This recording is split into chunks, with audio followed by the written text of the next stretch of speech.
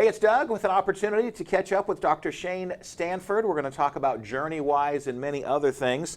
Dr. Stanford is president and CEO of Journeywise and the Moore West Center for Applied Theology, which we don't have to say 3 times fast, and 30 plus years in ministry. Dr. Stanford, thank you for making time. Well, thank you. It's so good to be here.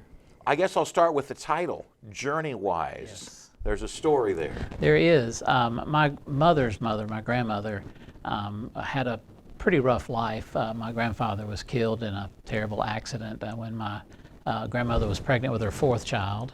And so she had, her whole life had to kind of overcome things. And she would use this phrase, Journeywise. And I remember being a teenager and just tired of trying to make up what I thought it meant and just ask her. And she said, over my life, as difficult as it's been, I would rather learn something from every step than to have been born the wisest person and not care.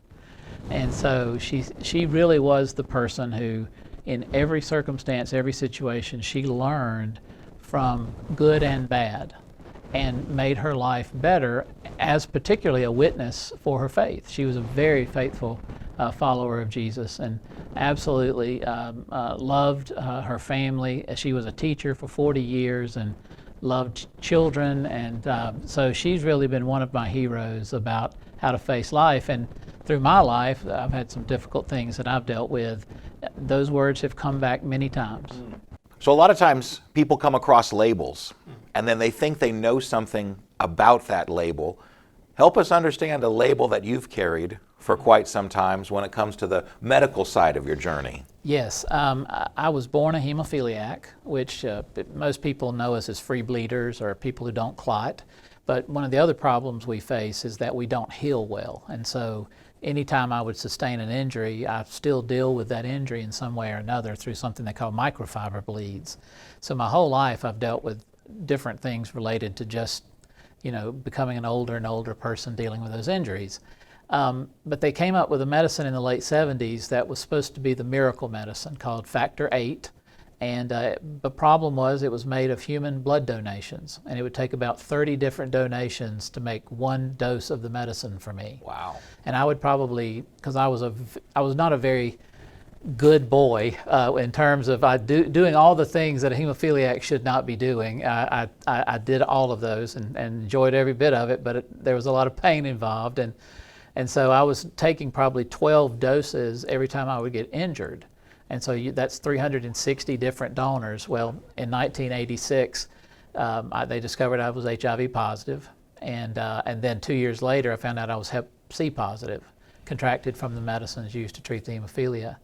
And that was back in a time where a lot of people know Ryan White. Ryan White was a young man who in Indiana was not allowed to go to school. And what's interesting is I didn't know Ryan, but years later, as I was speaking around the country, I was on the agenda with his mother and got to know Jeannie very, very well. I'm 6 months older than Ryan. And so here's a young man that died way too soon, and I've been able to live a life that I'm sure he would have been very happy to live. And so, that was a time where people were very scared of what they didn't know. And the church really did not do well at that stage. In fact, when we were told, my mother told me, said, you can't tell anyone, including her sister, brothers, no one could know because we didn't know how someone could respond to it. And what was interesting was that I asked, can I tell my pastor? I was very active in the youth group and wanted to tell Brother Billy, that was his name. And she said no. She said, I just don't know how he'll respond. And 20 years later, I told him and had a great conversation with him. But he said to me, I'm glad you didn't say anything because I'm not sure how I would have responded then. Interesting. So a lot of fear. So all of that kind of was just the big secret that I carried. I was told that I probably had 2 years to live because I'd had it probably since the early 80s. And people were living about 6 to 10 years after full diagnosis. And my T cells did drop. I was going through a lot of, the blood work was looking worse and worse. But I was actually not getting any of the infections. And to this day have still not gotten an opportunistic infection. All of my troubles have been because of the medicines used to treat it. and I can tell a bit about that. But I was dating this beautiful girl in school at the time, and of course had to tell her because, you know, being in close contact with someone, and I ended up marrying her, and we got married when we were 19 years old. I'm a father of 3 daughters, and that is way too young to be getting married. I would have never been okay with that with my daughters, and I've given 2 of them away, but after the age of 21. And but more importantly, my wife, whose nickname is Pokey, everybody calls her Pokey, Dr. Pokey, she's a professor, and we had to learn how to deal knowing that eventually we would have to tell the secret and how we would have to live out that secret. And I was feeling a call to ministry. I took on a little church as a student before I went to seminary, before I finished college, then went on to seminary, went all through seminary, never had to say a word about my health. And then in order to be ordained in my denomination, I had to take a health form and fill it out. And of course, they had to, you know, say what that was. And I was the first person who was openly HIV positive that went for ordination in all of Methodism and the Wesleyan world. And we think in pretty much most of Protestantism. And so it was a battle. It was interesting how I was ordained by 1 vote.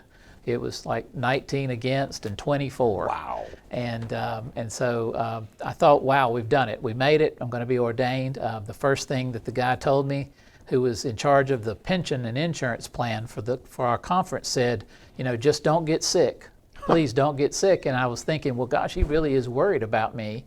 But that wasn't it. It was because my wife automatically qualified for a death benefit. And if I had died early, she would have gotten it longer than anybody could have imagined. And so the church does have its issues that I have faced. But of course, if it wasn't for the church, I wouldn't be here in so many ways. But gotten appointed out of seminary to my first church, was supposed to meet the congregation on Monday night. Someone heard the news on Saturday night in the community. They had a meeting on Sunday night and voted not to take me. Several of the people there had said that, you know, if I came, they wouldn't bring their children to church. They would never take communion.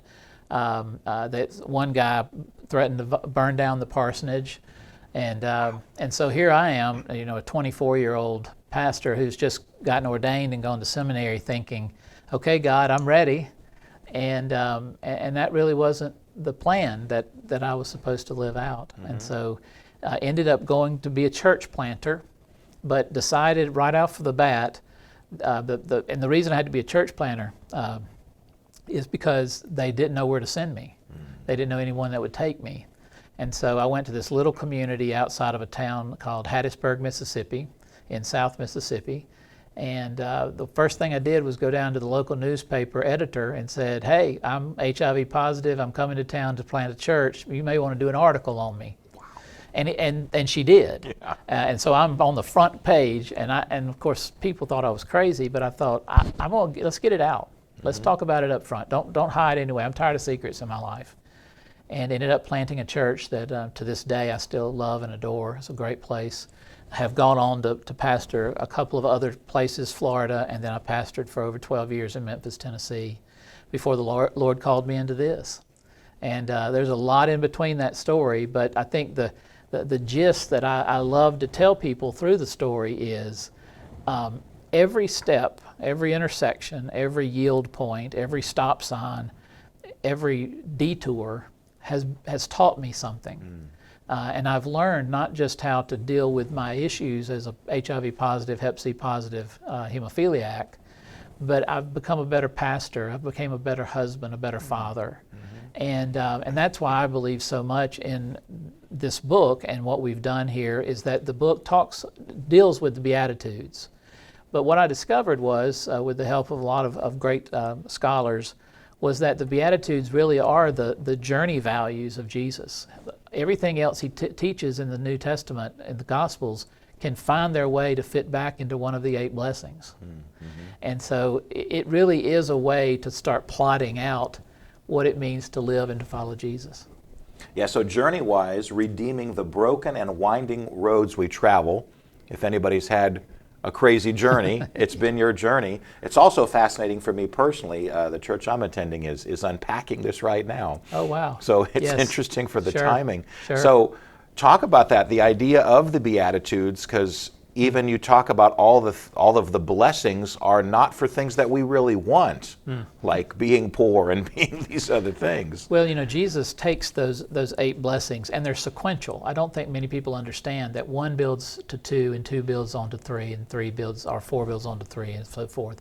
So that by the time you get to the 8th blessing is really, Jesus says it twice, and it's basically what he's saying is you're going to be, blessed are those who are persecuted, blessed are those who make fun of you, and blessed are those who ridicule you for my name. But he's basically saying that if you follow the first 7, you're going to get persecuted. And that's probably not the best way to sell it. I don't think Jesus was the greatest marketer for some of these things. But it was interesting to me that as you take it, for instance, poor in spirit, blessed are the poor in spirit. We usually talk about poverty in the church as not having enough. That's not the word for poor he uses in the Greek there. He uses a word that means destitute, absolutely nothing. And when he says, blessed are those who have absolutely nothing left of their own spirit, because there's more room for God to fill up. And so that first beatitude is where you begin. And I have been emptied both voluntarily and involuntarily over the course of my life so many times. And I've watched as I've been emptied out thinking, oh my gosh, I'm being drained of my strength, of my go-to, of my ability to start to put the next step forward. And that's when all of a sudden I really see what it means to be part of the kingdom of God. Because I'm not making this journey alone. Number one, he's walking with me. And number two, he's always angling people into my path to help me to make that journey too. And it goes on like that. I mean, every beatitude says something we don't expect.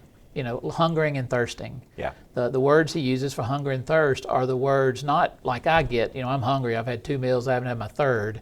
He's talking about being absolutely starving. And what would it be like for you, like you had not eaten in days or had had water in days, to have that kind of hunger and thirst for God's plan for your life, for righteousness?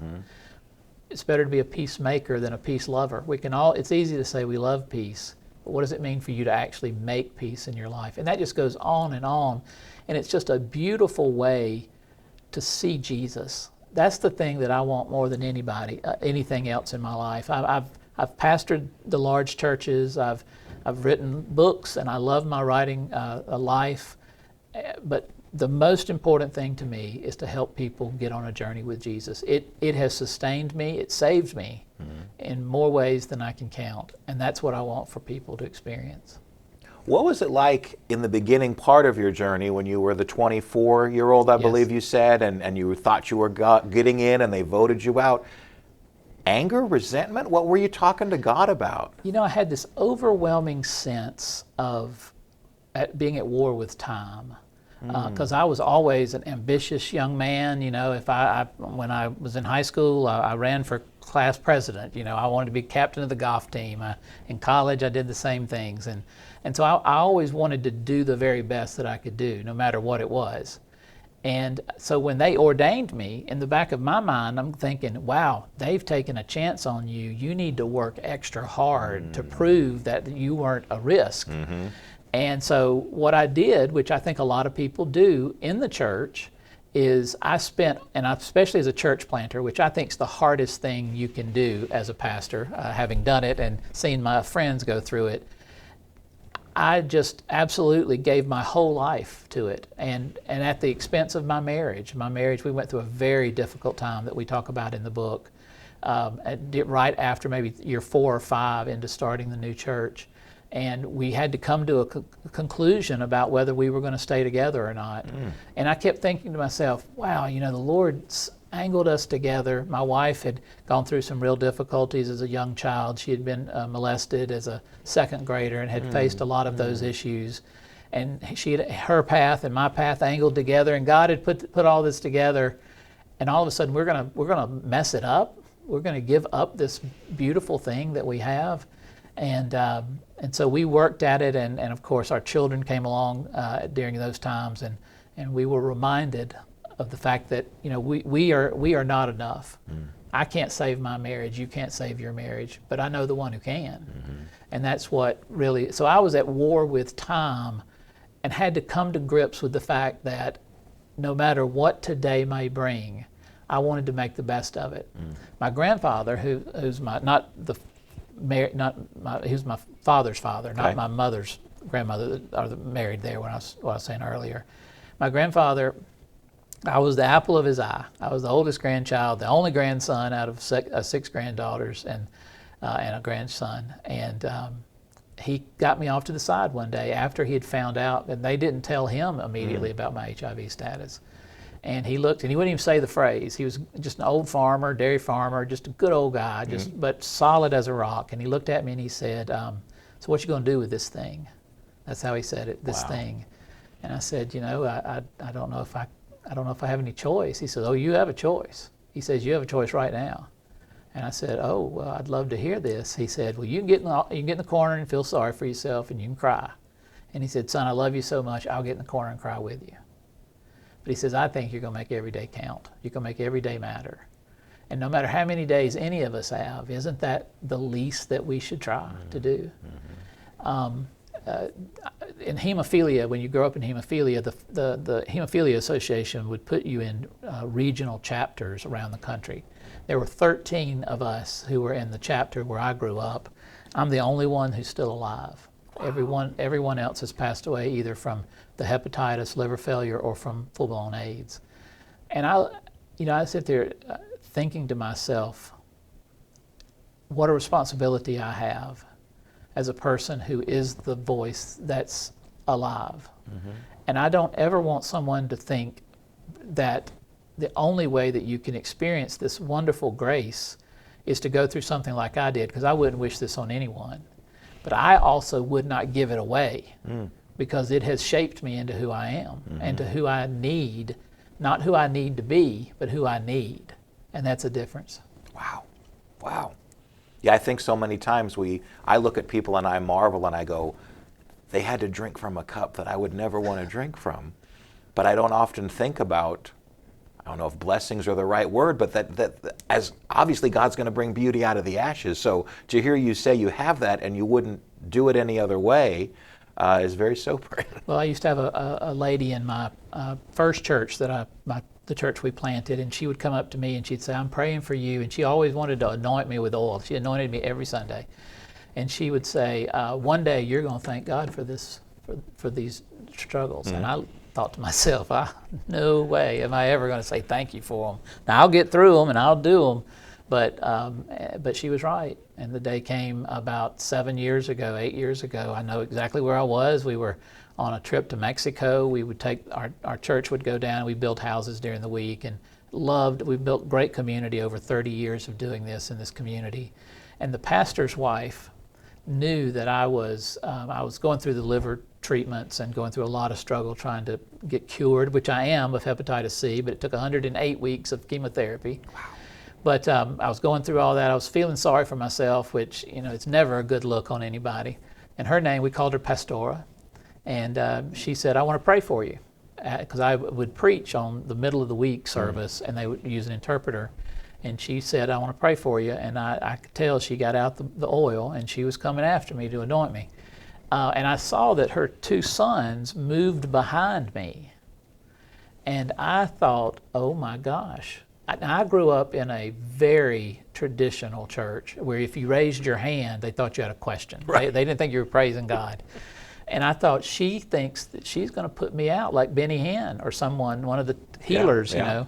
And so the first thing that came to mind was, I don't want to embarrass her. So I even thought about, how do I fake this? Because I don't want to embarrass her. So my immediate response was, oh my gosh, I got to do this right for her, instead of thinking about possibly what could God do here. And when she touched me, I don't remember anything after that except I'm laying on the floor when I wake up, and there's no pain, no joint pain, no muscle pain. I felt so good, and I had heard this voice in my head that kept saying, "It's about me. It's about me." And I believe that was the voice of Christ, reminding me, you know what, Shane? all that you've been through, one day you're going to look back on this when you get to the other side and you're going to go, wow, that was just like a bad night in an old motel. Because that against eternity really is a different way to look at it. But he said, but right now, you need to tell people it's about me. And so that night, my 10-year-old at the time came to my room. We all stayed in these little cabins. And I will tell you, my idea of camping is a hotel without room service. Okay, I mean, I'm not a big camper. And but my family, they loved going to this retreat. And so we're there, and I'm hot and sweaty, but I was still dealing with that night and what it said. And she came and she said, Dad, I think God wants you to say thank you for your struggles. Wow. 10 years old. Wow. And so we did. Journeywise is the book, and Dr. Shane Stanford is here. And you mentioned a little earlier as far as when you were in school and sports. Mm-hmm. So there's a golf connection as a part of this journey? Yes, I played golf in high school, was 2 handicapped, so not bad. Played 1 year of college golf, but didn't play.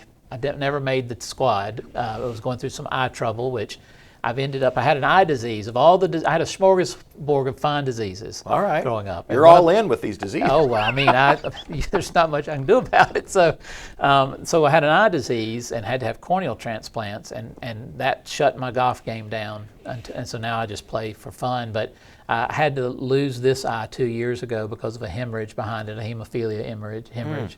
So this is a prosthetic eye. And this eye is having some trouble, so I can't really see your face, and so I'm having to say, is he liking it? Is it going okay? Yeah. So you just keep making noises. But loved golf, and really my family was very much into sports growing up. My grandfather, my father, and but when I couldn't play contact sports, tried baseball for a couple of years. Loved baseball. My best friend was pitching for the other team, hit me in the leg, ended up with a blood clot hematoma. Oh, no. Ended my baseball career. No. So golf was non-contact, and my grandfather was the one that got me into it. And it is one of the great experiences of my life. Now, God has a sense of humor because none of my 3 daughters want to play golf ever. And so now I've just had a grandson. My middle daughter had our first grandchild. And so I've already got him a little set of clubs that are being cut down. That's awesome. So ready to go. So that's awesome. And then golf analogies as a faith walk, as a part of that journey? Or? Well, I will tell you, I had a youth director that used to say, if you want to hear one of Shane's sermons, it's either going to be about Sarah Grace, who was my oldest child at the time, or golf. That's what the sermon's going to center around. There's a lot of analogies about golf that deal with our faith. Having the right setup, keeping your head down, keeping your eye on the ball, knowing that really it's a fairly simple move, but yet any type of the angle out of whack can cause the ball to do things you would never have imagined it could do. It really is about how you approach the game, but before you ever hit a shot, you have to have your mind in it, so that you're going to play the hole. I'm a big believer in Jack Nicklaus's Golf My Way book, and the first thing he used to say is the first hole you play is in your mind, and then you actually physically play the hole.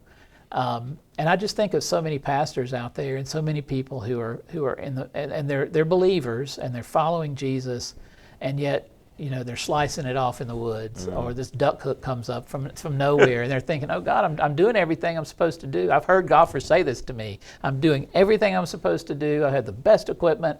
What in the world is wrong? And I would say you get better in golf by practice. In faith, practice makes progress, but Jesus makes perfect. In golf, practice makes perfect, but in faith, Jesus makes perfect. And that is my golf connection. That's awesome. That's awesome. Well, Journeywise is not only this book, but Journeywise is so much more. Yes, it is. The Center for Applied Theology, Journeywise Network is our publishing resource division. We have a wonderful gentleman who used to be at a publishing company here in Nashville, but now lives in Portland, Oregon, is the head of that division for us. We're putting out resources. We have 6 new resources coming out in the next 12 months.